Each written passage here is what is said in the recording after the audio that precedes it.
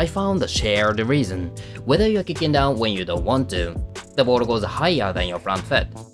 Doing a rocket flip, the board shoots out forward, or you wind up catching the board upside down. It's all because you're lifting your front knee too high.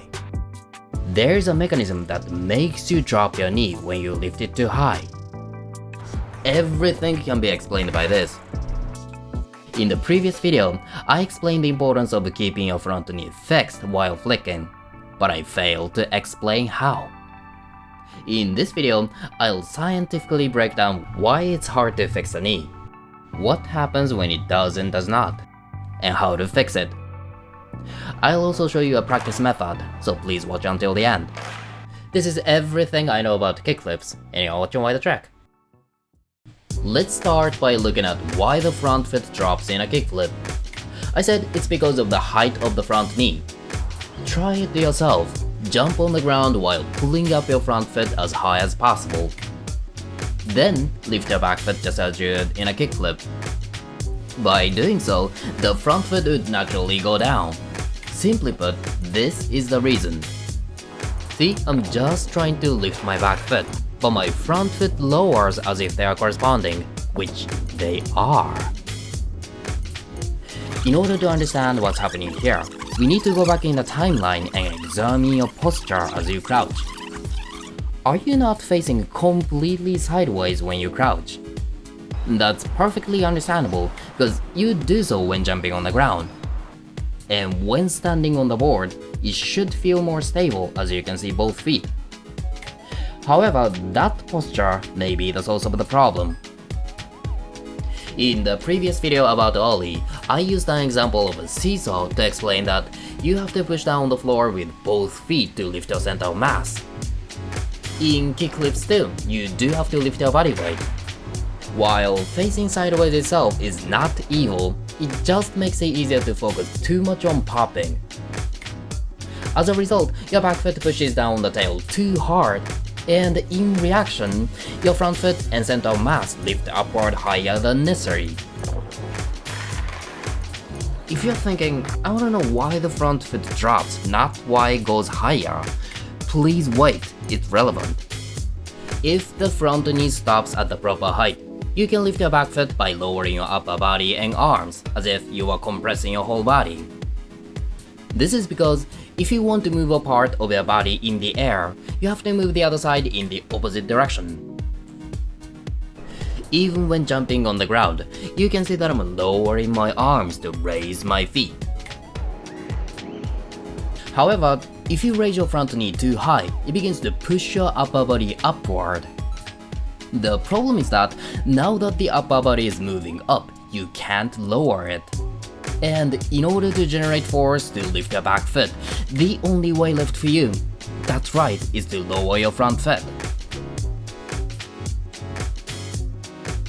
You get it? Again, to raise a part of your body in the air, you have to lower another part, which in general is your upper body.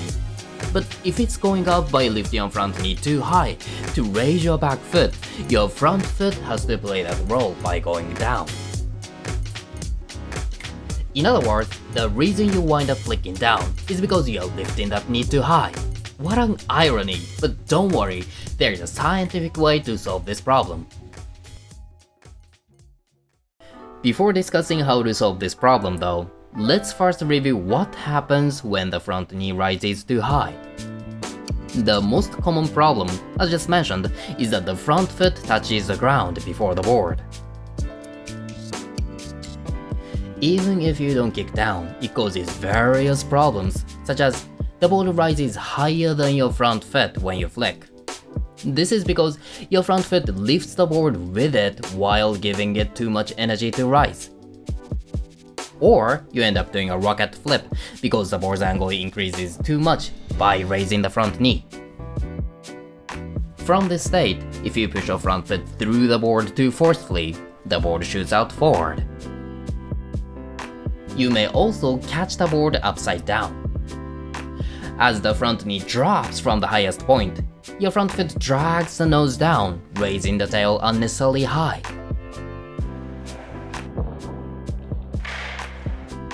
See, all these problems can be explained by one thing.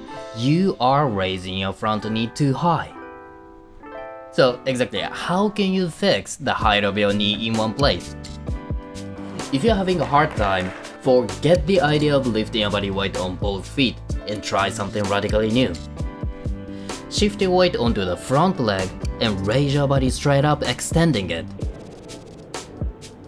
Pushing down only on the back foot does not necessarily lift your body weight, as you may end up just increasing the board's angle.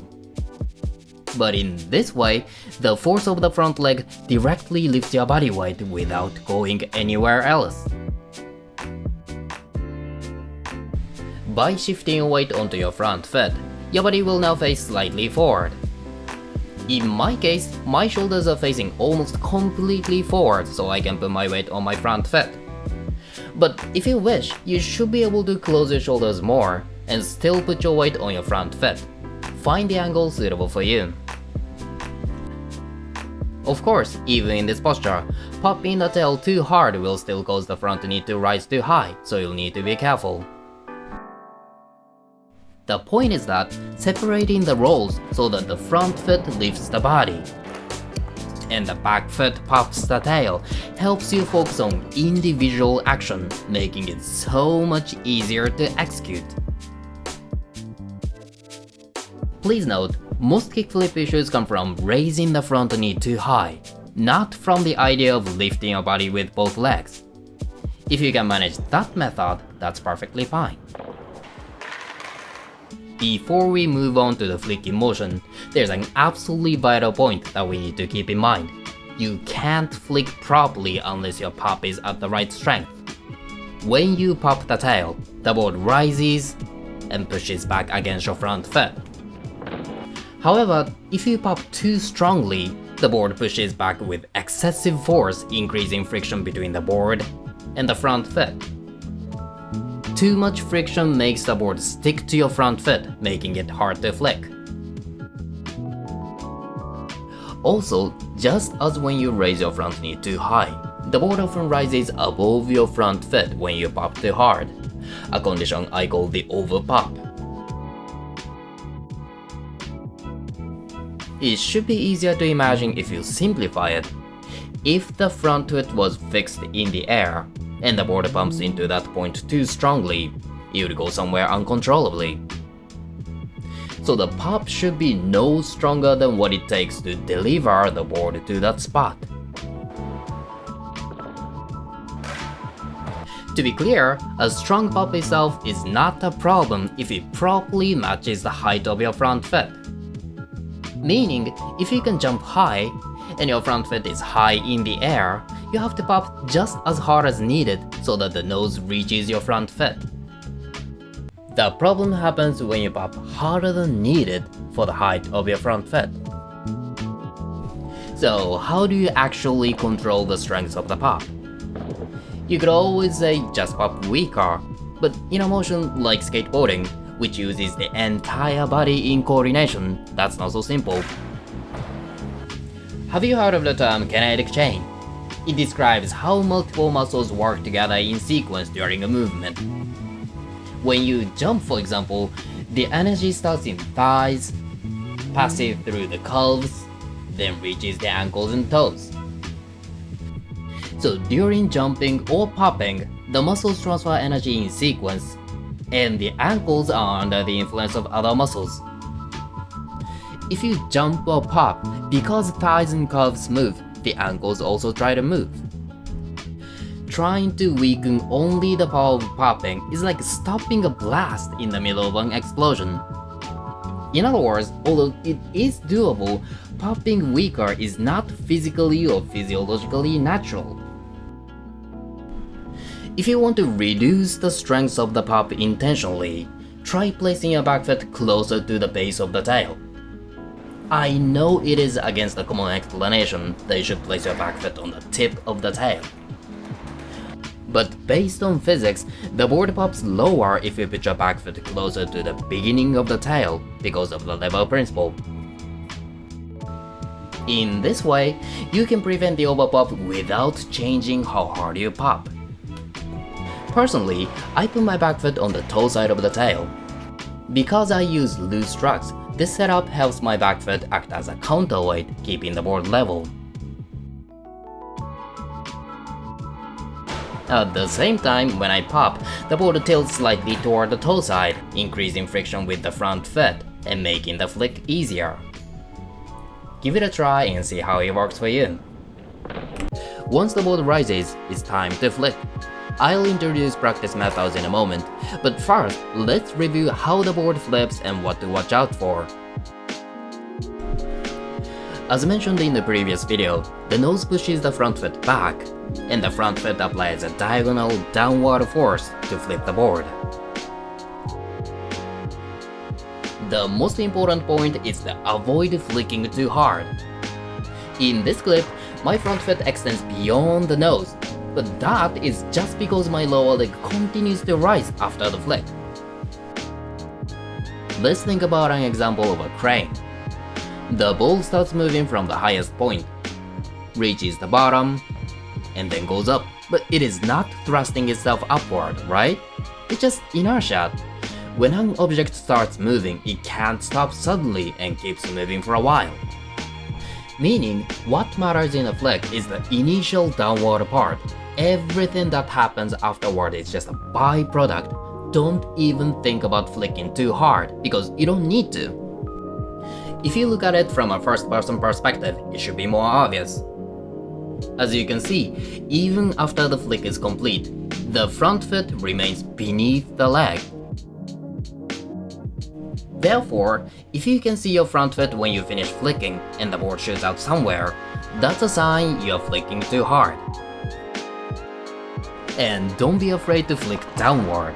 You must have heard that you should flick upward, but you have to be very careful with this expression. Because when the board is tilted, applying force parallel to it by flicking up can never, ever generate rotation. Trust your common sense. Think about it, flicking up like so is just like swiping a phone. Does it flip your phone? No. A skateboard, like any other object, flips when you apply force perpendicular to its axis, which in most cases means diagonally downward. Let me show you an extreme example. Imagine you're swinging your lower leg down against the phrase flick upward. But if your body is going up, the actual path of the front foot becomes diagonally upward, right? So, flicking down does not translate to sending the front foot down to the ground. As long as your body is rising, and your knee follows your body, it is perfectly fine to flick downward. It might be confusing, so please let me give you another example. Think back to the crane. When it releases the ball, it obviously goes down. But what if the crane itself is going up? Now the path of the ball goes up. It's just like that. The board comes up with your front foot as it exerts a downward force. Again, flicking upward will never flip the board. It is the downward force that flips it according to physics. In other words, the toe going up is a result of flicking down and their body going up, and it's different from flicking up intentionally. Don't mix these concepts. Of course, you can't kick downward though. Let's see how to get used to the flicking motion. There is a simple and safe way to practice everything we've discussed so far. First, shift your weight onto your front foot and use that leg to lift your body upward. Next, raise your knee, but don't lift it too high. The only thing that matters is to find the height at which you can prevent the knee from pushing your chest back. You need to find a suitable height for your body structure yourself. At the same time, pop the tail. The goal here is to find the right strength of the pop and placement of the back foot to minimize the energy you need to flip the board. Try different foot placement. We all have different body structures, so don't be obsessed with common sense and try everything you can. After popping, place your back foot on the ground right next to the board. This allows you to practice flicking safely without risk. Then flick. Focus on flipping the board with the smallest possible motion. Your front foot should stop next to the board. Keep the motion compact and controlled. If it doesn't go right, I recommend sandwiching this practice and the actual attempt. Do the flick in practice, try to land your kickflip, and repeat the process. You will be able to build confidence without hurting yourself. Not so much at least. Now that's basically all for this episode, but my explanation from my perspective alone doesn't mean anything. If you could convert your motion into tangible data, not only would you be able to improve your movements, but it would also help others. In Wilczek's latest motion analysis system, you can play your videos frame by frame, zoom in, and change location. Aside from these basic functions, you can display grid lines over your body parts and simulate your movements in a 3D environment. Furthermore, videos can be displayed side by side, so you can even compare your motion with others. By creating an account, not only can you save your videos for later study, but you can also post questions about your tricks. I'm working on building a system, rephrase, an ecosystem that allows you to sell, buy, and marketize your motion data. By doing this, your blood and tears and experience will be driving someone else to improve their skills. Please give it a try and give me your feedback. And that's all for this episode. Thank you so much for watching. Until next time.